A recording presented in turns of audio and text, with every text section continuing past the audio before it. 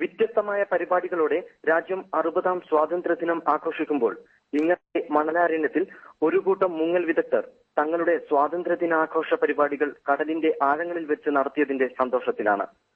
ഒറീസ സ്വദേശിയായ സാബിർ ബക്ഷിന്റെ നേതൃത്വത്തിൽ 8-അംഗ മുങ്ങൽ വിദഗ്ധ സംഘമാണ് 1 മണിക്കൂർ നേരം ഇന്ത്യൻ ദേശീയ പതാകയുമായി കടലിന്റെ ആഴങ്ങളിൽ ഊളിയിട്ട് നടന്നത്.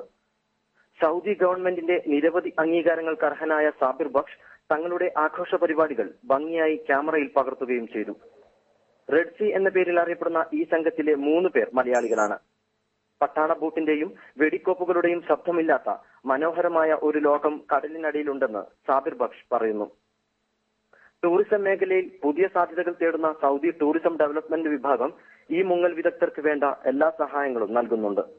ഇവിടെ എത്തുന്ന വിദേശ ടൂറിസ്റ്റുകൾക്ക് ഡൈവിംഗിനെ കുറിച്ചുള്ള ക്ലാസുകൾ നൽകുന്നതും ഈ സംഘമാണ്.